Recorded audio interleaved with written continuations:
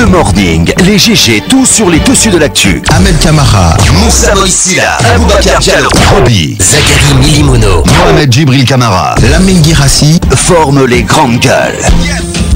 Parler beaucoup, manger l'argent, voyager beaucoup seulement, mais travailler beaucoup, créer des choses, emploi des jeunes, non, non, non. Les dirigeants africains, les dirigeants sont comme ça. Les grandes gueules. Bienvenue chez les GG, ce lundi matin, 1h30, vous aider à mieux comprendre l'actualité, décrypter l'actu dans tous les sens. Évidemment, ça se passe ici. Vous avez la possibilité d'intervenir dans cette émission, soit si vous êtes abonné Orange, GG au 8037, le 00224 657 39 13 13. Si vous êtes évidemment sur internet, vous pouvez aller sur le site de la radio, le www.espacefmguinée.info. Avec plaisir, nous allons relayer vos messages en direct dans l'émission. Bienvenue Ahmed Camara, bonjour. Merci, bonjour Lamine. Bonjour mon cher Tamba. Et bonjour Lamine. Bonjour Mohamed Mara, bonjour. Bonjour Lamine. Roby, bonjour. Bonjour. Bonjour à vous Djibril. Bonjour Lamine. Aboubacar Diallo, bonjour. Bonjour Lamine. Bonjour à tous. Politique week-end, on s'intéresse là-dessus évidemment. On y va avec Bahouri en faveur d'une instance électorale supranationale. Mohamed. Oui, absolument. Bahouri, il a fait cette annonce au cours, disons, d'un colloque qui s'est tenu vendredi à Paris sur l'avenir démocratique de l'Afrique. Alors, monsieur Ba, comme à son habitude, je sais quand même que le monsieur, il a quand même une certaine force de proposition. Les grandes gueules. Il allait un peu loin, il a dit, écoutez, vu que toutes les instances pratiquement qui organisent les élections sur le continent, que ça s'appelle le ministère de l'Intérieur, que cela s'appelle CENI ou Sénat, alors lui, il a estimé que toutes ces instances-là ont montré leurs limites.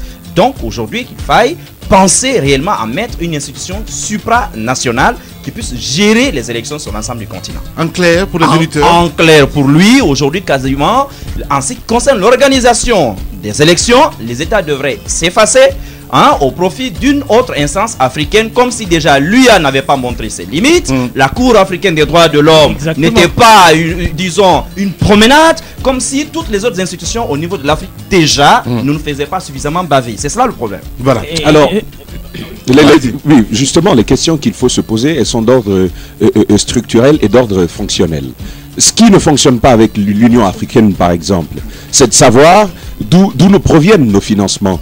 Lorsque l'Union africaine doit exercer quelque part, on voit bien que ces États, nos États sont obligés encore de tendre la main vers l'Occident. Et finalement, on a toujours dit que les institutions africaines étaient inféodées à celles internationales. On parle de communauté internationale, on parle d'Union européenne, on parle même de l'ONU. On se demande comment est-ce qu'on peut avoir une institution électorale africaine indépendante lorsque le financement de cette institution-là, globalement, ne proviendra pas d'Afrique comme ça l'est de nos institutions panafricaines. C'est quand même une question à se poser. Mais d'un point de vue de l'organisation, il faut quand même réfléchir à comment est-ce que ça va se faire. Parce que jusque-là, les États africains peinent à trouver l'Union africaine telle que le feu président Kadhafi l'avait proposé. On voulait les États-Unis d'Afrique, ça n'a pas fonctionné. On a aujourd'hui des institutions qui ne fonctionnent pas. Est-ce qu'une institution électorale qui soit africaine, mais qui soit indépendante, est un rêve réaliste? Je dis que là, Bahouri est allé un peu trop loin. Moi, je parlerais plutôt d'utopie. Je pense que ces appels à la mise en place d'une telle structure s'apparentent à mes yeux à un projet irréaliste, à un rêve sans lendemain. C'est pas interdit de rêver. Oui, effectivement, on peut rêver, mais sauf il faut quand même rester réaliste, parce que au-delà des problèmes que Tamba soulevait, il y a un problème de faisabilité. Est-ce que on sait que sur le continent, il y a de plus en plus de velléités souverainistes? Il y a quand même la souveraineté des États qu'il faut respecter, même si je peux effectivement donner un certain crédit à cette proposition compte tenu de l'organisation des élections en Afrique. On sait que les élections sont très mal organisées, elles sont conflictogènes, les organes qui sont chargés de les organiser n'inspirent pas confiance aux yeux des acteurs. Pratiquement dans la plupart des pays. C'est une constante, c'est un constat général, surtout dans les pays francophones. Je pense qu'aujourd'hui, il faut pas rêver et il faut pas faire de la spéculation. c'est une proposition, mais à mon avis, cette proposition ne risque pas de voir le jour. Mais c'est une question qui soulève aussi. Mais non, il faut dire d'abord que c'est pas une spéculation. Et je suis d'accord avec tous les autres qui ont parlé de rêve. Et quand on parle de rêve, qui rêve seul n'est que pur rêve, mais quand on rêve ensemble, je pense que Bahouri est en train de rêver seul. Alors, et je pense aussi qu'il est en train de tailler des plans sur la comète, parce que les deux, Tamba et Djibril l'ont dit, il y a une question de faisabilité, parce que Bahouri ne s'est pas étendu sur, nous a pas décrit les contours et les postures que devrait prendre cette organisation supranationale. Quand on parle, qui soulève. Quand on parle, bien entendu, j'en viens. Quand on parle d'organisation ou de structure supranationale, il s'agit bien d'une organisation à l'échelle du continent, donc qui devrait prendre à partir de la naissance de laquelle les États devraient céder un tout petit peu de leur souveraineté pour aller dans cette organisation supranationale. Je suis bien d'accord avec vous que cela pose un problème essentiel, un problème de vitalité même et de survie de l'avenir même de nos démocraties en Afrique, parce que je suis d'accord avec Mohamed Maha que c'est les problèmes qu'on rencontre dans l'organisation des élections en Afrique, c'est beaucoup plus dans les pays d'expression francophone, et ailleurs ça se passe tant bien que mal, mais en Afrique francophone, vous l'avez remarqué, partout où des élections sont organisées, il y a beaucoup de contestations, et la plupart des griefs sont dirigés vers la CENI, donc l'organe qui est chargé de l'organisation des élections. Donc c'est important, cela pose une question vitale, une question essentielle sur l'avenir de nos démocraties. Est-ce qu'il faut continuer à laisser les CENI organiser ces élections dans leur composition actuelle, dans leur structure actuelle? J'ai dit non, parce que le débat il va se poser dans notre pays. Moi je l'ai dit dans une de mes chroniques, qu'il faut cette CENI là, dans sa configuration actuelle, il faut la gommer, il faut la assurer pour faire place à une CENI plus technique. Je pense que dans notre pays, c'est une réalité qui crève les yeux. Voilà, Abakadel, allez Ahmed. Voilà, une fois qu'on parle de CENI technique, je pense qu'il n'y a pas lieu de demander une institution supra les grandes gueules pour organiser des élections. Moi je pense que c'est pas du tout réel. En tout cas qu'on dise de bailler la Guinée à une structure carrément qui viendra gérer. C'est clair. Non, c'est clair. Bah ouais. Parce que qui parle d'élection, vous pensez que l'élection c'est le jour des élections où on vient pour glisser le bulletin dans l'urne? Non. Il y a la révision des listes électorales qui crée assez de problèmes. Donc ça veut dire que cette institution supranationale va prendre son temps pour venir s'asseoir en Guinée et gérer le quotidien, parce que c'est cela aussi les élections. Quand on parle de révision de la liste, c'est chaque jour en temps normal. C'est chaque jour qu'on doit réviser la liste électorale. Donc je pense que M. Bahouri n'est vraiment pas dans la logique. Et ce que je veux dire aussi, c'est qu'à un certain moment, il faut que les Africains prennent leurs responsabilités. Aboubakar l'a dit, il faut une CENI technique, mais nous devons apprendre à nous faire confiance. Les dirigeants doivent donner ce ton-là. Quand les dirigeants ne donnent pas ce ton, ben c'est tout à fait logique aussi que la classe politique, l'opposition dans sa globalité, ne fasse pas confiance aux actions du pouvoir. Et c'est ce que nous enregistrons sur le terrain. Je pense que le pouvoir a la main dans la pâte. C'est à ce pouvoir de donner cette confiance. Les grandes gueules. Le rôle des pouvoirs en place est essentiel. On parle d'organisation supra, mais permettez à Bahouri de faire des propositions. C'est lui qui sait. Mais ce qu'il faut dire surtout, c'est que peut-être qu'il faut juste donner une forme juridique à la chose. Parce qu'elle existe apparemment, cette histoire d'organisation internationale. Il y a les observateurs qui viennent assister aux élections. C'est-à-dire observateur, il observe. Oui, mais non, je veux dire. Mais le cas de la Côte d'Ivoire, mais attendez. Ça y est. Allez-y, Roby.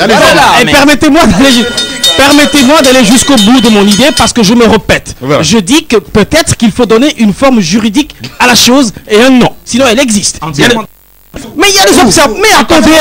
Mais il y a des observateurs. Mais attendez. Allez, on va l'écouter, s'il vous plaît, les gars. Allez-y. Il y a des observateurs internationaux qui viennent assister aux élections, qui participent fondamentalement à l'organisation des élections. Ce que je veux dire, c'est qu'il faut peut-être donner un mandat et donner une forme juridique à la chose. Sinon, dans tous les pays africains, quand il y a élection, on envoie des observateurs. Chaque pays, en tout cas, la plupart des pays, que ce soit africains, européens ou asiatiques, envoient des observateurs pour regarder, pour avoir un regard sur sur le processus électoral. Donc, elle existe. Sauf qu'il faut donner une forme juridique à la chose. Merci Mais beaucoup, ce qu'il faut dire, c'est que je pense que c'est un problème d'homme. Cette organisation supra. Mais à chaque fois, c'est les mêmes questions. Oui, mais justement, vous réveille-toi, bande de sang.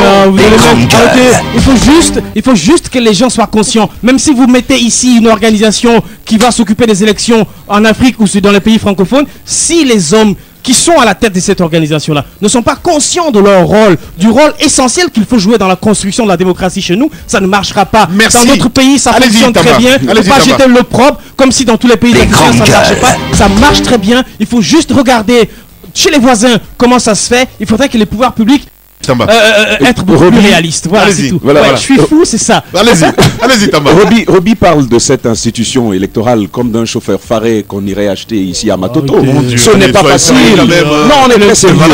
Je vais vous dire. Allez-y. Je veux rappeler à Roby deux choses. Il ne s'agit pas d'observation électorale. Observation, même en Guinée, il y a des ONG qui ont observé ces élections. Mais je dis qu'il faut donner un cadre juridique à la chose. Écoutez-moi très bien ce que je dis. Donner justement un cadre juridique à la chose, ça implique pas mal de questions, d'éléments à prendre en compte. Je veux quand même revenir là-dessus. Allez, Roby. Allez-y, Tamba. Deuxièmement, il a cité le cas ivoirien. Nous savons tous à l'intérieur de ce studio que le cas ivoirien est sérieusement différent d'un cours électoral normal. Ce n'était pas un processus électoral normal. Donc il faut comprendre qu'à des mesures extraordinaires, exceptionnelles, à des éléments exceptionnels, on a des mesures exceptionnelles. Mais écoutez, Lamine, c'est très important. On demande à l'Afrique d'expression française, notamment, de créer une institution électorale qui soit indépendante. Mais elle sera sous le couvert de qui? Naturellement, on va se dire sous l'Union africaine. Mais est-ce qu'un figuier peut produire de la mangue? La réponse est non. Allez-y, Mohamed. Non, Lamine, cette dernière phrase. La réflexion philosophique posée par Bahouri, et c'est très important, il est quand même une force de proposition, c'est de savoir si l'Afrique d'expression française est incapable. Parce que demander au peuple de voir d'autres personnes venir gérer son droit, je veux dire, souverain, c'est quand même l'élection. Demander cela, il y a quand même pas mal de questions qu'il soulève avec cela. Allez-y, Mohamed. Si on est incapable, d'accord, il n'y a pas de problème. Merci, allez-y. Moi, je commencerai simplement à vous rappeler ceci. Il y a juste quelques mois, en Guinée, ici, des hommes politiques étaient en train de demander aux Nations Unies de venir valider nos élections. Exactement. Dans notre propre pays. Ça veut dire qu'il y a... Moi, vous savez, j'ai l'habitude de dire qu'on connaît déjà la qualité piètre de nos gouvernants en Afrique. Mais la qualité de l'opposition, on ne se pose pas beaucoup de questions là-dessus. Aujourd'hui, l'opposition est en train de montrer un peu partout en Afrique qu'elle est de qualité encore plus médiocre que celle de nos gouvernants. C'est aussi clair que cela. À mon avis, c'est qu'il faut aujourd'hui, dans notre pays plus précisément, il faut une administration électorale permanente, complètement déconnectée des partis politiques et en fait de l'exécutif. Une administration permanente qui sera là les 12 mois de l'année. Complètement. Non mais c'est aussi simple que ça. Une administration, il y a plusieurs institutions aujourd'hui en Guinée qui gèrent notamment d'autres domaines. Merci beaucoup, Mohamed Djibril. Je pense qu'il y a un besoin de précision qui s'impose. Je pense que le cas de la Côte d'Ivoire, c'est une comparaison de mauvais goût, parce que la Côte d'Ivoire était à l'époque sous une sorte de protectorat de la communauté internationale, d'où la certification des élections par les Nations Unies. Par les Nations Unies. Je pense que là-dessus, il n'y a pas débat. Deuxième chose, on parle des observateurs. Il faut faire très attention. Les observateurs participent à la transparence des élections dans un État. Mais leur avis n'est pas une religion à laquelle doivent se soumettre les acteurs politiques. Le seul avis auquel doivent se soumettre les acteurs politiques, c'est bien celui de la Cour constitutionnelle. Donc il ne faut pas faire d'amalgame là-dessus. Merci beaucoup. Il faut dire à Djibril qu'il n'y a pas d'amalgame. Sur la question de la certification. Non, c'est extrêmement important. On voit partout sur le continent, partout où il y a des élections qui sont organisées, il y a des contestations. Les opposants, généralement au président sortant, ils n'acceptent pas, ou ils acceptent les résultats contre leur gré. Attendez, contre leur gré. C'est le bon gré. Non mais attendez, c'est le bon gré. Cela veut dire que ils sont pas convaincus des résultats. Ici en Guinée, on l'a vu, les 7 adversaires du président. Mais en France, on l'a vu au primaire. Il faut qu'on s'écoute. Il faut qu'on s'écoute. En Guinée, on sort d'une élection présidentielle, d'une élection majeure, où les 7 adversaires du président sortant ont contesté les élections. Qu'ils aient raison ou pas, mais ils n'ont pas eu foi en ces résultats, en ces élections, parce que nous tous, on a observé, ces élections étaient très mal organisées par la CENI. Et donc, il s'agit la question, elle porte sur le fonctionnement et sur les compétences, les capacités de nos CENI à organiser des élections dont les résultats soient acceptés de tout le monde. C'est pourquoi, moi, je l'ai dit ici, on m'a traité de fou. Et moi, j'insiste et je persiste. il faut, si et tant est que on ne peut pas obtenir des élections avec des résultats acceptés de tous, par nos CENI, je pense qu'il faut faire venir des missions de certification des Nations Unies. Si c'est le raccourci, allez, Djibril, s'il te plaît. Voilà, mais si cela peut aider à faire en sorte que les uns et les autres aient confiance au processus, bien. Moi j'ai dit, merci beaucoup Titi, allez, pour clore. Pour clore, c'est pas la peine de me répéter, mais ce qu'il faut dire c'est quoi? C'est que je pense qu'aujourd'hui il faut que les acteurs politiques soient sincères. On a vu ici dans notre pays des politiques qui sont venus hier, qui ont créé des partis politiques, qui ont participé à l'élection présidentielle, qui ont eu 0,5%, qui se sont permis de contester le résultat. Alors qu'est-ce que vous voulez? C'est une logique de contestation permanente. Même si une élection est bien organisée dans un pays africain, les opposants contesteront toujours les résultats. Moi je vais dire qu'il faut que les gens cessent. Il faut qu'on soit sincère avec nous-mêmes. Il faut que les pouvoirs publics puissent donner la chance au peuple de participer de bout en bout à l'élection et de respecter la force des urnes. C'est seulement comme ça qu'on pourra s'en sortir. Politique week-end, on reste toujours du côté de l'UFDG. Mohamed Marin, vous posez la question, qu'est-ce qui ne va pas à l'UFDG? Autrement, on pourrait dire qu'à l'UFDG, on se désingue. Tout simplement, aujourd'hui, c'est la guerre des tranchées entre les pros Cellou Dalein Diallo et les pros Baouri. Vous savez déjà depuis plus d'une semaine, depuis cet article sur un site internet qui disait que Baouri serait en passe de rejoindre Alpha Condé. Donc, de tous les côtés, les salves sont partis. Aujourd'hui, Baouri, on a l'impression que parce qu'il est le fondateur du parti, eh ben, on a l'impression parfois qu'il se met dans une posture de propriétaire. Non, de propriétaire. Moi, je me dis que parfois, aujourd'hui, il endosse un peu un manteau de propriétaire du parti politique. Or, de l'autre côté, c'est trop dire, hein? Oui, attitude non moins démocratique également. De l'autre côté, on refuse complètement, on s'inscrit dans une logique quand même iconoclaste. Parce que quand on dit aujourd'hui que Baouri n'est rien dans ce parti-là, je me dis que là également, ça relève quand même de la mauvaise foi. Parce que l'UFDG, pour que ça arrive à Cellou Dalein Diallo, il aurait bien fallu d'abord commencer par le professeur Alpha Sow, ensuite Baouri, Bamamadou pour arriver à Cellou Dalein Diallo. Donc aujourd'hui, le problème, il est où?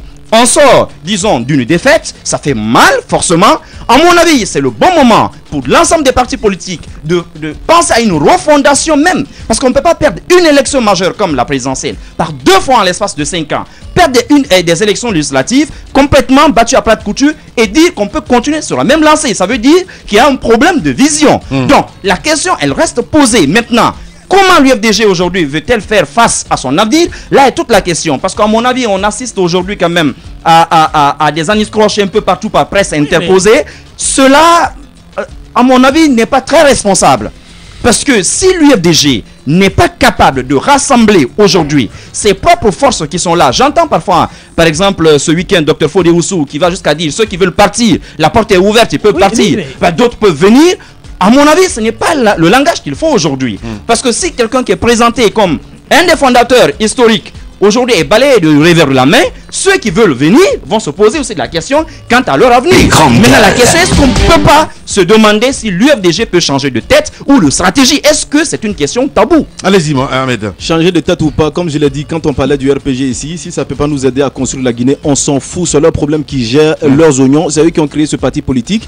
Ben, s'ils ne peuvent pas régler les problèmes à l'intérieur, c'est pas leur problème. Mais au même moment, moi j'ai pas de conseil à leur donner, c'est clair, j'ai pas de conseil. Je pense que ce sont des responsables qui sont capables, qui sont capables de savoir ce qui est bon et de ce qui n'est pas bon. Non, s'il vous plaît, allez-y. Ce qui reste clair, fondateur ou pas, c'est eux qui savent. Mais l'UFDG, quand je l'ai signalé ici la dernière fois qu'il y avait des problèmes, c'est Tchangel qui dit non, il n'y a pas de problème, il y a ceci. Je l'ai bien dit, il y a des problèmes. Et faut savoir quand même lire dans le microscope. Je suis parfaitement d'accord avec lui de toutes les façons. Il est communicant, il cherche à arranger. Mais moi, je ne suis pas là pour arranger. Moi, je suis là pour dire la vérité et analyser à ma manière. Ce qui reste clair, c'est qu'il y a des problèmes aujourd'hui dans ce parti. Si on ne fait pas attention, comme je l'ai dit, comme le RPG, où il y a également des problèmes qu'on appelle un grand parti, l'UFDG également qu'on appelle le grand parti aussi de l'opposition, risque également de se fondrer comme d'autres partis politiques l'ont été dans ce pays. Allez-y, Tamba. Pour rappeler que Tchangel avait même dit que Ahmed il parlait pas français. Mais revenons au sujet, ce qui est très important pour nous ce matin. Moi, je me pose la question toute simple. Mon Dieu. Est-on démocratique au sein de l'Union des forces démocratiques de Guinée? C'est la question qu'il faut se poser. Est-ce qu'on peut dire ce que l'on pense librement de M. Cellou Dalein Diallo sans essuyer les revers de l'organisation au sein de l'UFDG? Parce qu'on a vu monsieur Barry, qui a été finalement exclu de ce parti. Mais il continue à maintenir que il est UFDG et il le sera toujours. Alors, on a quand même lu, personnellement j'ai lu les propositions de monsieur Barry. Qu'est-ce qu'il déplorait au sein de l'organisation de l'UFDG, au sein de la marche de ce parti politique? Il faut dire quand même, il faut avoir le courage de reconnaître que c'était assez sensé. Sa démarche était nettement logique dans une structure qui se veut démocratique. Oui, mais s'attaquer à son parti dans les médias, le traîner. Non, mais attendez, c'est important. Les forces de proposition venant des membres du parti, parce qu'il était à un moment donné auprès du président Selou, assistant à la communication, je ne sais plus. C'est important. Moi, je suis d'accord. Attaché de presse. Je suis d'accord que ce monsieur Barry fasse des propositions, vous l'avez dit, il a fait des propositions intéressantes, mais on l'a vu aussi dans les médias s'attaquer au président Selou et à sa gestion, à sa façon de faire. Je pense qu'il y a une discipline au sein de toutes nos formations politiques. Non, mais on ne peut pas condamner la Selou Dalein Diallo d'avoir exclu, d'avoir pris cette décision contre ce trublion, entre guillemets, parce que si on ne peut pas se soumettre au règlement intérieur, aux règles de discipline, non, mais dans son parti, qui vous dit qu'il n'a pas la liberté de s'exprimer? Bahouri est en train de le faire à sa manière. Bahouri, il prend de temps en temps, et maintenant c'est beaucoup plus, avec beaucoup d'acuité, il va à l'encontre, il rame à contre-courant de toutes les initiatives et propositions qui viennent de son parti. C'est important. Pour autant, on n'a pas exclu Bahouri. On fait du 2 poids 2 mesures. La preuve, c'est qu'il garde toujours son influence. Je pense que M. Barry n'a que ses yeux pour pleurer. Mais ce qu'il faut dire, c'est quoi? C'est qu'il faut remarquer qu'après ces élections, lorsque sur un ring, vous prenez un coup KO, vous vous réveillez difficilement. Au moins l'UFDG communique. Il y a des partis comme Groupe, etc., qui ont encore du mal à se mettre debout parce que le coup était fatal. Donc ce que je veux dire, c'est quoi? C'est qu'aujourd'hui, le problème entre Bahouri et Aladji Selou Dalein Diallo ne date pas d'aujourd'hui. La question électorale vient soulever un problème qui date d'il y a longtemps. Ce sont des problèmes personnels, parfois qui se sont transportés en problème politique. Ils n'ont pas réglé ça depuis le début. Ce n'est pas maintenant qu'ils vont le régler. Il est clair qu'au sein de l'UFDG, il y a une scission d'il y a très longtemps. Il y a le camp Bahouri et il y a le camp Selou Dalein Diallo. Et puis il y a des réfractaires comme Barry qui sont là. C'est pas lui seul, il y en a plein d'autres. Encore une fois, au sein des formations politiques, c'est là où le germe de la démocratie doit commencer. Merci. On pointe du doigt à l'UFDG, mais il y a beaucoup d'autres partis qui ont des problèmes. Voilà. Je pense que Aboubacar souffre d'un mal. C'est celui de la cécité. Non, je vous le dis. Parce que remettre en cause le débat à l'intérieur d'un parti politique relève, à mon avis, d'un aveuglement que je ne saurais qualifier. Systématique. Écoutez, quand vous prenez la France, il y a un débat au sein du Parti Socialiste. Il y a des frondeurs qui n'hésitent pas à tirer à boulet rouge sur la politique du gouvernement. Je pense qu'aujourd'hui, Tamba a soulevé une très bonne question. Aujourd'hui, est-ce qu'il peut y avoir une voix dissonante au sein de l'UFDG? Moi, je dis non. On ne peut pas se faire passer pour un parangon, pour un parangon de la démocratie et ne pas promouvoir la démocratie au sein du parti politique qu'on préside. Merci, bienvenue chez les GG. Rihanna. L'icône de la dance débarque pour le concert le plus attendu de l'année. Ne cherche plus aucune place. Sauf pour toi. Dès que tu entends 2 tubes de Rihanna à la suite, Radio Espace t'envoie toi et la personne de ton choix. Radio Espace, la plus Rihanna des radios. Les grandes gueules. Tout sur les dessous de l'actu. Ici, l'actu rime avec liberté de ton sur Radio Espace. Oui, on revient dans un instant, évidemment. Continuez à réagir. Un GG au 8037, le 00224 657 39 13 13. On va s'intéresser à d'autres sujets. Enseignement préuniversitaire et supérieur. C'est la rentrée des classes ce lundi 9 novembre au compte de l'année académique 2015-2016. Une double rentrée donc dans un contexte de crise sanitaire Ebola. Au-delà des questions infrastructurelles, donc ce qui en est en jeu, donc c'est l'avenir même de l'école guinéenne. Quel est le diagnostic dans le secteur de l'éducation guinéenne? Comment améliorer le système éducatif guinéen? Entre autres, des questions posées ce matin chez les GG. On revient dans moins de 3 minutes. tout sur les dessous de l'actu. Ici, l'actu rime avec liberté de ton sur Radio Espace. Mais aussi sur Espace TV, nous sommes ensemble jusqu'à 10h30. Merci à vous qui nous écoutez sur Kanya Zik FM, Zali FM du côté de Zérékoré. On part avec quelques messages voilà, des auditeurs. Et oui, Tchangel qui réagit encore ce matin. Ma bouche me démange. Mais oui, il n'y a pas de souci. Allez, on y va avec Lai Junior Condé, Ahmed Kamara. On se calme un petit peu, s'il te plaît. Voilà. Allez, arrêtons d'être des néoclassicismes. Qu'est-ce qu'il raconte lui? Assumons-nous en faisant confiance à nos structures. Moi, je suis pour l'organisation des élections par le ministère de l'administration du territoire. La contestation des résultats par les opposants en Afrique est culturelle, Lamine. Il le dit si bien. Notre ami Lai Junior Condé, Ahmed Tidiane de Koza, supranational ou international, je me dis que le problème est de nature toute différence pour le cas guinéen. Même si c'est l'imam de la Mecque ou le pape qui organise les élections en Guinée, nous trouverons toujours des choses à redire, il n'y a pas de souci. On part avec GGO 8037. Non, Djibril, il souffre plutôt de myopie. Merci Ahmed. Il a dirigé l'UFDG, que cela soit clair. C'est Ousmane Diallo qui nous envoie ce message. Le tronçon symphonie à Kabélé ne marche pas. Pire, à l'intérieur du pays, quand j'entends 5000 salles de classe, je ne sais pas si c'est pas 5000 chambrettes finalement. Je vous donne un exemple. À commencer par Amdalaï jusqu'à Wanidara, qu'on me montre combien d'écoles ont été construites. L'État aujourd'hui est en train de louer des villas, mettre des gens là-dedans sur l'axe et on nous dit qu'on est en train de construire des écoles. Mais attendez, ils se foutent l'odeur dans l'œil. Parce qu'il y a une chose qui est claire.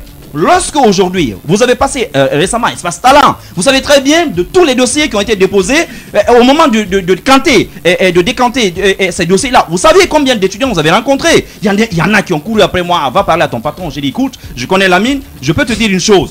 Quand on te présente à lui, il n'est pas du tout contre le fait d'embaucher quelqu'un. Si t'es bon, il te prendra. Si t'es pas bon, il faut même pas espérer. Je n'interviens pas. C'est aussi simple que cela. Merci beaucoup, Mohamed. Allez-y, Tama. Alors, vous avez certainement un jour entendu parler du programme EPT, Éducation pour tous. C'est un programme que je n'ai jamais compris jusqu'à ce jour. On a vu que ça se faisait là-bas et on a dit, pourquoi ne pas l'amener en Guinée? Et en gros, qu'est-ce qu'ils font? De la première année, du CP1 jusqu'au CM1, donc jusqu'en 5e année, on dit l'élève n'a pas droit à l'échec. Même s'il n'est pas brillant, faites-le passer. Arrivé en 6e année, on va voir si Dieu est un tout petit peu avec lui, il va certainement. Et après, non, mais c'est vrai, après on va dire que l'élève guinéen n'a pas le niveau. Il va venir au collège avec des fautes, en une phrase il te fait 22 fautes. Ce que déplorent Djibril et Aboubacar, à mon avis, part de là. On a tellement réformé l'éducation que l'éducation a finalement perdu de forme. C'est une première observation à faire. De l'autre côté, voyez aujourd'hui ce qui se passe dans les écoles privées. En fait, ce qu'on devrait faire, c'est d'appliquer la même législation qu'on a sur les pharmacies dans le domaine de l'éducation. C'est-à-dire que lorsqu'on n'est pas spécialiste du domaine, lorsqu'on n'a pas une certaine envie d'exercer dans le domaine, une certaine vocation par rapport à ce domaine, on n'ouvre pas d'école, on n'ouvre pas d'université. Aujourd'hui, qu'est-ce qui se passe? Chaque année, chacun fixe son prix. Il regarde le type d'élèves qui viennent, de parents d'élèves qui viennent, et puis il dit, bon, on était à l'année passée à 500 000, avec ce genre de voiture, on peut fixer à 1 million. C'est comme ça que l'on fixe les prix au sein de l'éducation. Justement, et je veux rapidement terminer. Je veux rapidement terminer avec deux choses, mais je vais les dire rapidement. Premièrement, Djibril a parlé d'évaluation des universités. Il fait bien de rappeler cette évaluation-là. Chaque année, ça se fait. Chaque année, ça se fait. Mais il y a des universités qui persistent parce que simplement, que ce soit au niveau de l'éducation, au niveau de l'Assemblée nationale, au plus haut sommet de l'exécutif, il y a des gens qui ont des écoles. Et on n'accepterait pas de voir son école fermée. Si l'on devait suivre les recommandations de cette évaluation, je vous dis qu'il n'y aurait pas 3 universités privées qui resteraient ouvertes en Guinée. Mais elles restent toutes. On a créé des salles de classe, 5000 et quelques, comme on nous dit. Posons-nous finalement la question de savoir d'où va nous provenir la ressource humaine pour aider les enfants. Il n'y en a pas, c'est encore des chômeurs qu'on va nous créer. Merci beaucoup, Tamba. Allez-y, Ahmed Kamara. C'est bien de réclamer, mais dans un pays ici, l'État ne veut pas prendre ses responsabilités. Je pense que j'en appelle aux parents de prendre leurs responsabilités tout en encadrant leurs enfants. Mais ce que je veux signaler aussi, c'est qu'il y a un véritable problème. Au-delà des actions que l'État ne fait pas, mais vous avez beaucoup plus d'instruments aujourd'hui pour apprendre qu'au temps de nos parents. Nos parents, on disait que c'était les meilleurs élèves. quand on prend autant de Sékou Touré ou même avant, on disait que c'était les meilleurs élèves. On dit qu'ils avaient le niveau. Sékou Touré, on a d'ailleurs vu, il n'est pas allé à l'université, mais s'exprime mieux que ceux qui sont allés à l'université. Ces ministres également, beaucoup parmi eux ne sont pas allés à l'université. Mais posez-vous la question, pourquoi eux ils ont réussi à apprendre et nous qui avons tout à notre disposition, nous qui avons Internet, nous n'arrivons pas à apprendre. Je pense qu'il y a un véritable problème. L'élève guinéen aussi est paresseux. C'est ça aussi la réalité. La réalité, c'est que l'élève guinéen n'aime pas apprendre. Je suis d'accord aujourd'hui que l'État mette, de toutes les façons, l'État doit mettre tout à la disposition de ses élèves aujourd'hui pour qu'ils apprennent. Mais l'élève guinéen doit prendre ses responsabilités parce que aujourd'hui, comme je l'ai dit, on a pratiquement tout. Internet, vous vous asseyez aujourd'hui, vous pouvez voir les cours qui sont dispensés dans de grandes universités qui peuvent vous permettre d'améliorer votre niveau. Donc je lance la sonnette d'alarme de ce côté. Mais au même moment, comme Tamba l'a dit, l'évaluation, je pense qu'il ne faut pas faire une évaluation pour faire l'évaluation. Il faut quand même appliquer l'évaluation parce qu'aujourd'hui, c'est clair qu'il y a des écoles, même primaires, qui ne devraient pas exister du tout. Il y a des enfants aussi en Guinée qui ont le niveau. Il y en a beaucoup. Il y a des bébés, il faut le signaler, de 3 à 4 ans ici, qui s'expriment très bien en français, qui connaissent bien aujourd'hui comment ça se passe dans le monde. C'est parce que ces enfants ont été encadrés dès le bas âge, mais aussi dans un pays où le papa doit chercher chaque jour pour donner à manger à ses enfants quand il rentre le soir très épuisé, la maman aussi qui a pris tout son temps à préparer toute la journée ou avant de marcher, ses parents auront du mal à encadrer les enfants. Deux observations très rapidement pour revenir sur la question des infrastructures. C'est bien beau pour le gouvernement, en tout cas le régime d'Alpha Condé, de brandir ce trophée de chasse de plus de 5000 classes construites en l'espace de 5 ans. C'est bien beau tout cela, mais au-delà de ce qui nous est présenté comme chiffre, comme trophée de chasse, il y a la réalité crue dans nos localités, dans nos préfectures, dans nos sous-préfectures. Je prends l'exemple de Kankama. C'est une sous-préfecture de Dabola où j'ai fait mes études primaires. Mais aujourd'hui, la situation c'est tellement dégradée que où vous avez sur place une école primaire de 6 classes, vous n'avez qu'un seul enseignant parce qu'on n'a pas touché cet aspect des choses. La question de la répartition du corps enseignant sur l'ensemble du territoire guinéen. Vous connaissez le problème de nos jeunes cadres. Bien au retour. Je termine. Vous connaissez le problème de nos jeunes cadres qui n'acceptent pas d'aller à l'intérieur. Donc il y a ce problème-là. Dans cette école, dans cette sous-préfecture, il y a 6 salles de classe à l'école primaire. Il n'y a qu'un seul enseignant. Il y a un collège qui est construit depuis 3 ans. Il n'y a pas un seul enseignant. Posons-nous la question aussi, que fait l'État pour motiver les jeunes cadres à aller dans les localités? Voilà, Abakar Diallo, on va revenir dans un instant, évidemment. Politique Week-end, ça continue. Toute l'équipe, dans 10 minutes, on se retrouve. Les grandes gueules. Tout sur les dessous de l'actu. Ici, l'actu rime avec liberté de ton sur Radio Espace. Oui, mais aussi sur Espace TV tous les soirs à 22h30. Vous avez accès à cette émission. Très nombreux et évidemment à nous envoyer des SMS ce soir sur Espace TV.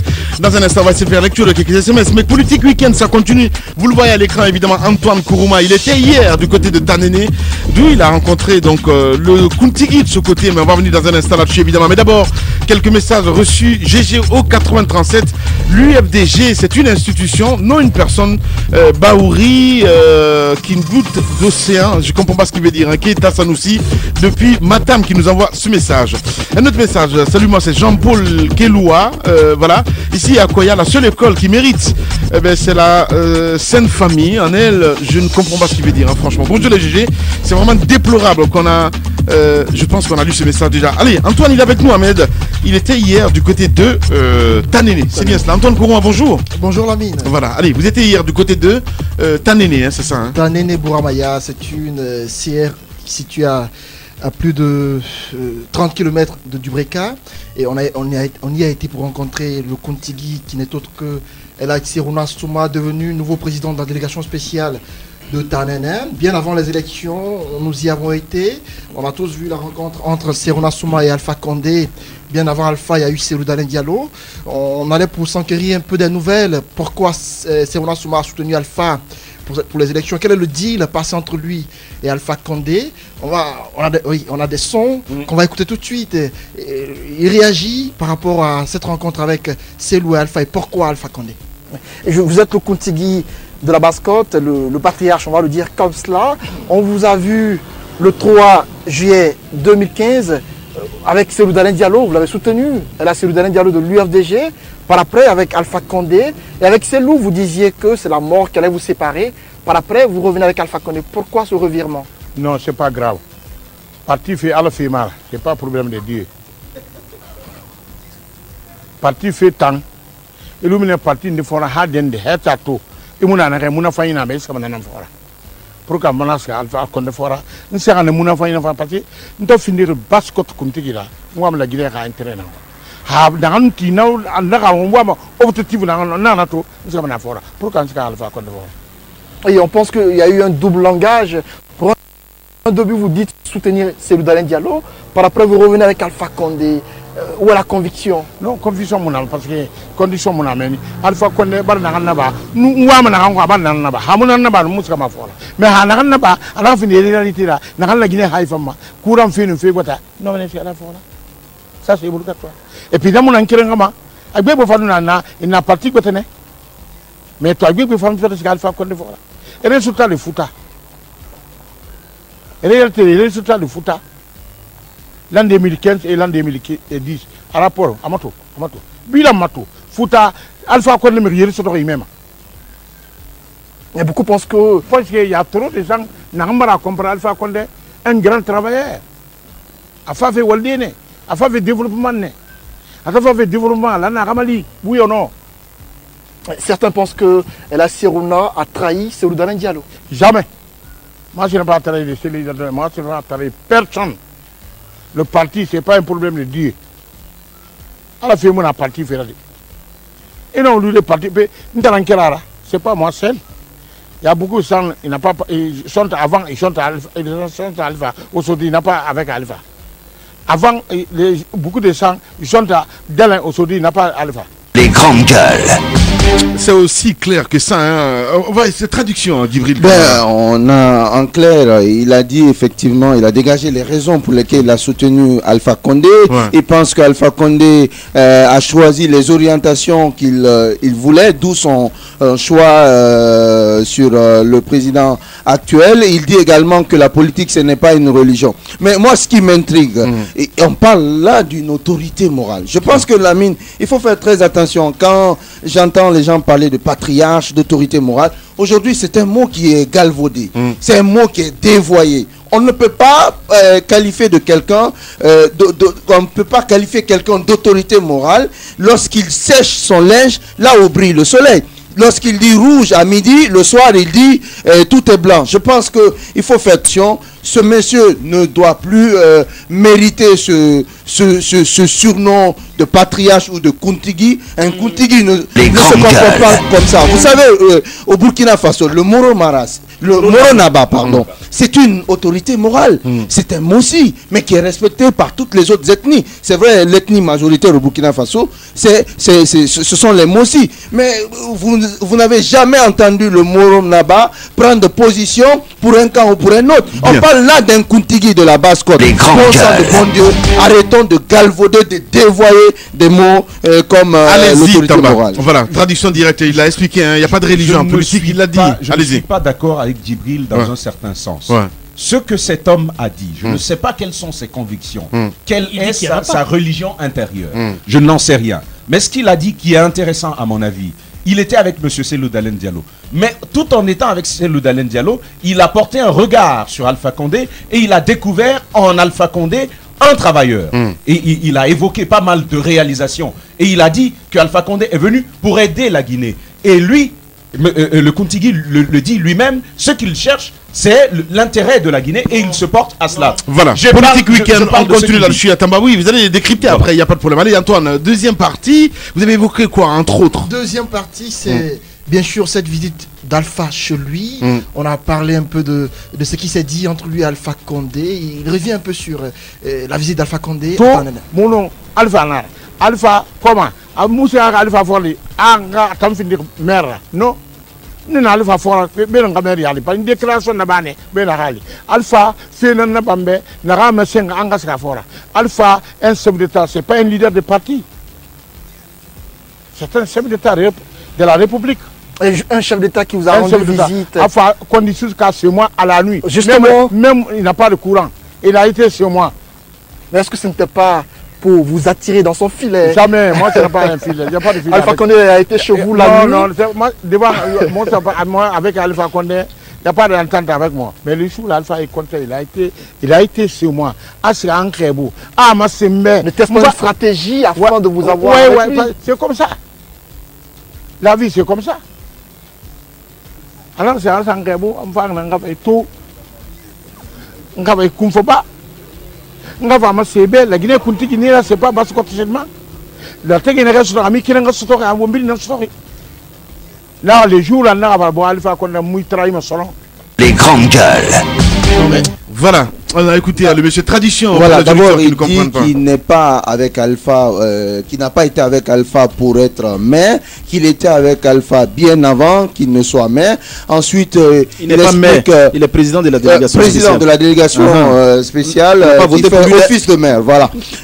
Il dit ensuite que Alpha lui a rendu visite une nuit. Il a exprimé toute sa satisfaction par rapport à cette visite. En gros, il dit soutenir, il dit être derrière Alpha pour ses réalisations. Voilà. Allez-y. Non mais écoutez, hein, je pense qu'il faut être un peu sérieux dans ce pays. Je pense que lorsque la Guinée est en crise, ce sont des personnes pareilles généralement auxquelles on fait appel pour venir éteindre le feu. Donc il faut garder au moins le minimum de neutralité. La politique, ça se passe dans les urnes pour des types, pour des hommes pareils. Je veux dire qu'on sait très bien comment ça s'est passé ici, le temps où Elhadji Sekouna faisait des déclarations à tout vent contre le président Alpha Condé et il se disait être avec Cellou Dalein Diallo. Il a été démarché. On sait des gens qui sont partis le voir. On a parlé de 4x4, on a parlé de mallettes d'argent, on a parlé de personnes envoyées auprès de lui pour négocier. Et après, attendez, c'est pas parce que le président de la République vous a rendu visite la nuit que tout de suite c'est devenu un chou blanc. Il faut garder un peu de neutralité. Et vous l'entendez bien, en fait, il est très clair. Il dit que chez lui, il n'y a pas de conviction. Donc vous ne pouvez pas aller au-delà de ça. Il est clair, il est dans sa logique. Pour lui, le président qui viendra lui apporter quelques mallettes et quelques 4x4, il sera avec lui. Hier, il nous disait qu'il ne trahira jamais. Et là, du Cellou Dalein Diallo, il a trahi. Aujourd'hui, il nous dit qu'il ne trahira jamais le professeur Alpha Condé. Demain, non mais attendez, demain, il le trahira. Donc c'est comme ça, c'est une logique. Il n'a pas de conviction, c'est clair. Ceux qui n'ont pas de conviction trahissent toujours. Allez-y. Je crois que Roby et Djibril, je suis parfaitement d'accord avec eux. L'autorité morale dans ce pays, quand même, doit à un certain moment, je mets entre guillemets, se faire respecter. C'est important. Mais en jouant ce genre de jeu, je pense que ça perd complètement son caractère. Son caractère. Et ce qui reste clair, c'est que ce monsieur, à mon avis, ne devrait plus rester patriarche, comme on l'appelle, de la base Guinée. C'est pas possible parce que déjà aujourd'hui, il s'est complètement engouffré dans la sphère politique et aujourd'hui il est président de délégation. Je pense que quand il est président des délégations, alors qu'il gère ses affaires courantes concernant c'est-à-dire la gestion de sa CRD, mais le mot patriarche, à mon avis, on ne devrait plus l'utiliser pour lui et une autre personne devrait prendre aujourd'hui ce poste parce que, comme on l'a dit, beaucoup plus sage. Oui, beaucoup plus sage, entre guillemets, il faut le dire. Voilà, allez-y, Tamba. Moi, je ne suis pas d'accord avec le fait de dire que je suis Alpha Condé simplement parce qu'il est venu me rendre visite. Ça, je ne suis pas d'accord avec cela. Mais il y a une chose sur laquelle je veux interpeller Djibril, Roby et même Ahmed Kamara. Je veux demander, c'est quoi la conviction? Est-ce que la conviction, c'est de dire, moi, Zakari, jusqu'à la mort, je ne suivrai jamais telle personne, ou c'est de dire, je me mettrai du côté où la Guinée bénéficie beaucoup plus? Ce que l'homme a dit, c'est qu'il a considéré que M. Alpha Condé a fait pas mal de réalisations et qu'en lui, il trouve un espoir pour la Guinée. C'est ce qu'il a dit au premier élément. C'est différent de la conviction dont vous parlez. Parce que quand vous dites avoir la conviction, à votre sens, c'est un refus systématique d'admettre les mérites de l'autre. Et moi, je ne suis pas dans cette forme de conviction. Allez-y, Mohamed Mara. Moi, honnêtement, je suis très inquiet. Parce que les derniers remparts que nous devrions avoir dans notre pays contre toutes sortes de divagations politiques, malheureusement, sont en train de tomber. Cela en Basse-Côte, c'est réel au Fouta, c'est réel en Haute-Guinée avec l'Union Mandingue, c'est la même chose en région forestière. Je veux que les gens se rappellent déjà du rôle de ces coordinations à l'accession à l'indépendance de la Guinée, parce qu'il ne faut pas l'oublier, c'est une histoire très ancienne. Mais pourquoi ces coordinations ont perduré jusqu'à aujourd'hui? C'était des autorités morales qui ont su transcender leur propre pensée politique, ont avant tout pensé aux communautés. D'abord, et pas en tant que petite cellule, disons, qui est à moi, mais d'abord communauté dans le sens où je me bats pour le bonheur des miens. Et en cela, ils étaient unis. Ils étaient unis, il ne faut pas l'oublier. Aujourd'hui, à quoi on est en train d'assister? Elhadji Serouna, d'abord, à partir du moment où il est devenu maire, entre guillemets, à mon avis, il ne peut prétendre, à mon avis, ça simplement ça le disqualifie pour être une autorité morale dans le pays. Voilà. Moi je pense que à ce niveau, il faudrait bien que, encore une fois, les sages de la basse la dernière fois se retrouvent encore à Kindia pour penser déjà, parce que désormais il est un homme politique, faut pas l'oublier. Donc à ce niveau-là, il est disqualifié quand même. Allez, troisième partie, hein, on prend toujours quelques extraits, mon cher Antoine. Avant cette troisième partie, il faut préciser que la Serouna, l'influence de l'homme existe toujours, parce que hier oui, mais il est devenu maintenant quoi qu'on dise de lui, il est toujours le roi. Quoi qu'on dise, il est toujours influent, parce que quand on y a été hier, il y avait du monde, un monde innombrable de personnes qui est allé lui rendre visite. Des chaises, on ne pouvait pas les compter, parce que en dehors, tout comme à l'intérieur de son bureau, c'était rempli. Il y a des gens qui sont venus de Friga, Kamsar et autres pour le féliciter pour sa nomination. Donc l'influence existe encore. Alors est-ce que Serouna Souma est toujours le Kuntigi de la Basse-Côte? C'est la question qu'on lui a posée. Elhadji Serouna Souma, nouveau président de la délégation spéciale de la commune rurale de Tanen et Bouramaya. Il est également le Kuntigi de la Basse-Guinée. Kuntigi, est-ce qu'il est toujours? Est-ce que vous êtes toujours le Kuntigi? Toujours, moi c'est Kuntigi. Un Kuntigi contesté? Oui, c'est le Kuntigi. Vous êtes contesté par le Kuntigi des maires et le Kuntigi de Basse-Guinée. Vous êtes contesté? Oui, comment? Ah, il y a des gens qui disent qu'ils ne reconnaissent pas votre autorité. Ça c'est leur affaire. C'est pas mon affaire. Moi j'étais un Kuntigi avant d'entendre que Kuntigi y en a après un enfant à soigner. Dans les rêves de Kuntigi de base qui n'a pas la Kuntigi maintenant. Et bien on a un Kuntigi n'a pas un Kuntigi à rôle là-bas. Les grandes gueules. Voilà, allez, on a écouté. Il faut avoir une once de moralité pour ne pas faire une telle déclaration. Je préfère que tu mettes en guillemets. S'il te plaît, voilà. Non, je traduis. Il dit qu'il est Kuntigi, qu'il reste Kuntigi. Antoine lui pose la question de savoir est-ce que le fait qu'il ait été choisi comme maire, est-ce qu'il peut cumuler les deux fonctions? Il dit qu'il reste Kuntigi. Et alors, malgré ceux qui ne sont pas d'accord, on lui demande, il dit ça c'est leur affaire, ce n'est pas une affaire qui va gérer lui. Mais ce qui nous surprend dans ça, on ne peut pas enfiler de costume. On ne peut pas enfiler le costume d'autorité morale et être politique à la fois. Le fait d'être politique, non, le fait d'être politique érode considérablement l'autorité morale qu'on a. Il faut arrêter de dévoiler. Nous sommes des Africains, nous avons quand même des valeurs. Mohamed Mara le rappelait tantôt, ceux qui incarnaient cette autorité morale, on les vénérait avant. Mais aujourd'hui, on a l'impression que les fleuves se sont perdus. C'est plutôt devenu un business aujourd'hui. Dans la mer, comme les fleuves, comme les intérêts se sont perdus dans la politique. Je pense qu'il faut faire très attention. Nous sommes des Africains, nous défendons des valeurs. Une autorité morale ne peut en aucun cas être politique,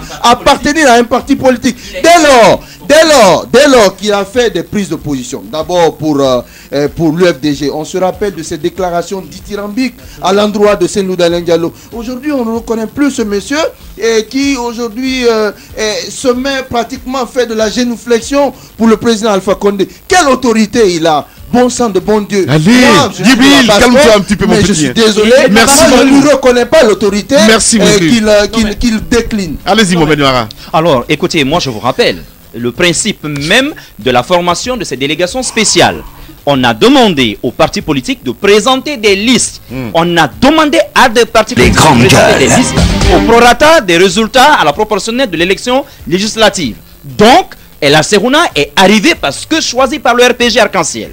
À partir de ce moment-là, il devient, moi, à mes yeux, militant du RPG Arc-en-Ciel et il ne peut plus représenter l'ensemble de la Basse-Côte, qui, elle, n'est pas monocolore. Donc, c'est simple que ça. Allez-y, Roby. On joue un peu avec les mots. Je veux être tellement d'accord avec Djibril ce matin. Pourquoi, à chaque fois qu'il y a une crise politique chez nous, on dit non, il faut faire appel au cardinal Robert Sarah, c'est le seul, ou il faut faire appel à tel évêque ou tel religieux parce que c'est les seuls. Je pense que c'est parce que ces gens-là ont su à un moment donné faire la part des choses entre la morale, la religion et la politique. Je pense que c'est cette cette neutralité-là qui donne la crédibilité aux gens. On ne dit pas à El Hadj Sekouna de ne pas militer pour un parti politique. Il peut le faire, mais son statut, sa position ne lui permet pas de le faire autant avec désinvolture et de se perdre. Même lorsqu'on lui dit pourquoi d'autres vous décrivent, il dit ils s'en foutent, c'est leur affaire. Est-ce qu'une personne qui incarne une moralité, qui incarne une si grande autorité peut se permettre de dire on s'en fout?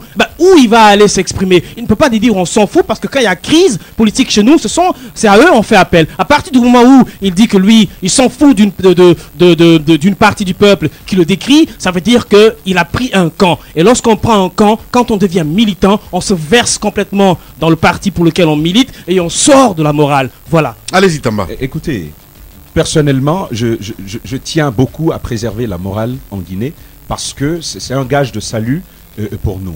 Mais je vais vous dire ceci, lorsqu'on est, même si l'on provient d'un parti politique, lorsqu'on est fait chef d'une délégation spéciale, on n'est pas chef pour coordonner ou pour défendre les intérêts de son parti politique. On est là pour toute la population. Non, tu n'as même pas le droit de faire partie d'un parti politique. Non, mais c'était le principe. La remarque, elle est importante pour Mohamed Mara qui disait que El Hadj Sekouna a été porté là par le RPG Arc-en-Ciel. Il est là pour les populations de Tanene. C'est une remarque à faire. Mais de l'autre côté, voilà. Mais c'est de là qu'il s'agit, pas de la basse-côte. Il ne s'agit pas de cela. De l'autre côté, il y a eu bel et bien des personnalités religieuses, donc morales, qui sont éminemment politiques aussi, qui font dans la politique. Depuis l'histoire jusqu'à nos jours, ça existe. Le seul problème que nous avons en Guinée, c'est celui de la confiance, c'est celui des suspicions. C'est quand même un sérieux problème que nous avons. Et je le redis encore, je ne soutiens pas une personne qui n'a pas de conviction. Je ne soutiens pas une personne qui n'a pas de positionnement fixe. Je ne soutiens pas ces personnes versatiles. Mais je soutiens des personnes dont la conviction est de dire je suis du côté qui profite à la Guinée, je suis du côté qui profite aux populations. Là où El Hadj Sekouna m'a eu, où je suis d'accord avec lui, c'est lorsqu'il dit que pour lui, ce qu'il a fait, ce qu'il a conduit au RPG Arc-en-Ciel, c'est parce que, d'après ses observations, il voit que M. Alpha Condé est un travailleur. C'est son opinion, c'est sa conviction. S'il va dans le sens du bien-être de la population guinéenne, je le soutiendrai à 100%. Mais encore une fois, je suis d'accord avec tous les autres de ce studio lorsqu'on dit qu'il faut préserver la morale de la Guinée parce que c'est un gage de salut pour cette population. Allez-y, Ahmed Kamara. Écoutez, je pense que le fait de dire oui, je suis du côté de celui qui travaille pour la Guinée... Les grandes gueules. On n'a même pas besoin de le dire. Je pense que celui qui travaille pour la Guinée, tous les Guinéens sont pour lui. Quand je dis sont pour lui, ça ne veut pas dire forcément que tous les Guinéens votent pour lui, mais ils sont d'accord. Aujourd'hui, s'il y a le courant, de toutes les façons, c'est tout le monde qui en profite. Mais comme on l'a dit, dans ce pays, il a parlé également de certains religieux. C'est là où la difficulté. On n'arrive plus à faire face à nos personnalités morales. Et ce n'est pas normal. Oui. Ce n'est pas normal. Quand il y a un problème, on devrait pouvoir résoudre nos problèmes. Mais aujourd'hui, chaque jour qui passe, on tend finalement à ne pas trouver des personnes qui peuvent, bien évidemment, côté politique, quand on est bloqué, et que moralement, que ces personnes viennent nous sauver. Je pense que ce n'est pas normal. À un certain moment, il faut savoir raison garder. Je pense que quand on est politique, on est politique. Quand on est sage, on reste sage. Mohamed Mara l'a signalé, c'est une réalité dans presque toutes ces 4 régions de la Guinée. Je pense que ce n'est pas normal. À chaque fois qu'il y a un petit problème, comme je l'ai dit, c'est devenu un business. Oui, le fils de ceci, notre fils a fait... Non, il faut se mettre au-dessus de tout cela, de la mêlée. On a vu le roi Moro Naba du côté de Burkina Faso.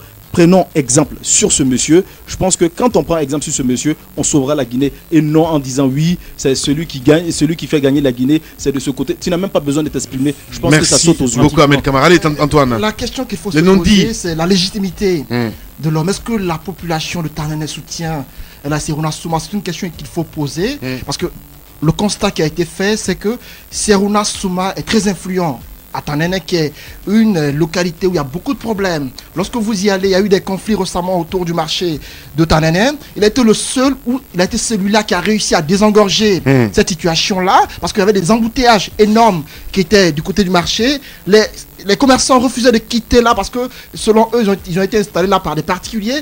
Sekouna Souma a réussi à les y enlever. Sekouna Souma, selon moi, s'il y a élection communale les jours à venir, il sera réélu à la tête de la délégation spéciale, à la tête de la commune rurale de Tanene, parce que les populations de ce côté-là le soutiennent en majorité. Parce que ce qu'on y a vu hier, on a eu des témoignages de citoyens qui disent que Sekouna Souma, certainement que Sekouna résout beaucoup de leurs problèmes sur le plan financier et autres, mais c'est une personne qui, à mon avis, est influente. Autre chose à signaler, c'est le cas de Cheikh Camara qui antérieurement avait créé une autre coordination opposée à celle de Serouna Souma, mais le même Cheikh Camara était celui-là qui luttait pour être président du PUP avec Fodé Bangoua récemment. Celui-là, on va me dire quoi? Est-ce qu'il est crédible? C'est la question qu'il faut se poser. Fassine Touré qui autrefois était opposé à Serouna Souma, Fassine certes est médiateur de la République, mais Fassine Touré, on se rappelle qu'il a tenu des propos contre une communauté en Guinée. Et donc, en basse-côte, il y a beaucoup de choses qu'il faut dénoncer concernant la moralité de certaines personnalités. Merci beaucoup. Allez, on a acculé par le temps. Non, mais oui, mais de toutes les façons, il faut qu'on soit un peu large dans ce pays. Mais ce qu'il faut dire, c'est quoi? C'est qu'on peut pas dire à certains. Dans ce pays, on aime bien ça. On a l'impression que c'est toujours ceux qui sont en face qui ont la peste et nous, on est les meilleurs. C'est pas vrai. Écoutez, on peut pas critiquer le grand imam de la grande mosquée parce qu'il fait des déclarations pour ou contre le président Alpha Condé en lui disant qu'il est partisan et donner ce même rôle à une autorité religieuse comme El Hadj Sekouna Souma. Encore une fois, il faut rappeler une chose dans ce pays. Tamba, je suis pas d'accord avec toi. El Hadj Sekouna, il fait de la politique, il peut le faire, c'est son rôle, mais non, mais attendez, il doit être neutre comme le grand imam de la grande mosquée. N'a jamais dit à quelqu'un d'aller voter. N'a jamais dit à quelqu'un. Absolument. Mais pourtant, le jour des élections, il va mettre son bulletin dans les urnes. C'est tout à fait normal que chacun puisse être politique et voter. Mais quand vous avez un certain statut, quand vous représentez quelque chose, une figure religieuse ou morale dans un pays, il faut garder le minimum de neutralité, surtout publiquement. Je voudrais dire ceci à la décharge de Antoine. Je dis que l'applaudimètre n'est pas un baromètre pour jauger l'influence de quelqu'un. On peut avoir le pouvoir sans être légitime. Le pouvoir, par définition, c'est la capacité qu'a une personne d'imposer son autorité sur les autres, c'est tout. La légitimité, c'est l'adhésion de la majorité. Est-ce que Antoine a eu le temps de prendre suffisamment de personnes pour jauger de l'influence de ce monsieur? Je dis non. Donc, merci beaucoup. On est pris par le temps. Allez-y, Mohamed, pour clore. Encore une fois, moi j'aimerais quand même rappeler à l'ensemble de ces personnalités-là morales. Mais attention aussi aux hommes d'église et aux imams. Parce qu'on oublie, récemment, rappelez-vous, on a vu des groupes, par exemple, d'imams de la Basse-Côte aller aduler la cellule d'Alain Diallo, il n'y a pas très longtemps. Ce sont les mêmes groupes qui sont aussi allés aduler le professeur Alpha Condé. C'est là où moi je me dis, il faut faire attention aujourd'hui, vraiment, que les gens arrêtent de se servir, par exemple, du nom de Dieu pour nous imposer n'importe quoi. Sinon, finalement, nous, on va se réinventer une autre religion, mais qui va les exclure, plus ou moins simplement. Mohamed Mara. Allez, l'interview en exclusivité, évidemment, en intégralité sur Espace TV, hein, c'est bien cela. Dans l'émission Politiquement Correcte à la version télé qui passera le dimanche, mais le jeudi déjà, ça passe dans le Morning TV. Et également demain dans le Morning Radio, dans la grande interview. Évidemment. Allez. Très rapidement, Lamine, parce que c'était important qu'on revienne là-dessus. La rentrée scolaire, il n'y a pas de kit devant les écoles. Ebola n'est pas encore parti, il faut le rappeler. La coordination non, mais demain, baissé les bras. Justement, demain on aura, très grave, si tout va bien, docteur Sakoba, évidemment, dans ce studio, on va s'expliquer là-dessus. Allez, on est pris par le temps. Grand merci à vous qui nous regardez à l'international. Grand merci à l'équipe de Mamoudou Condé pour la réalisation de l'émission version TV, à Ali Ouba, mais aussi à Djibril Kabak Kamara. Prince Diallo était là à la réalisation côté radio. Passez une excellente soirée sur Espace TV. Au revoir.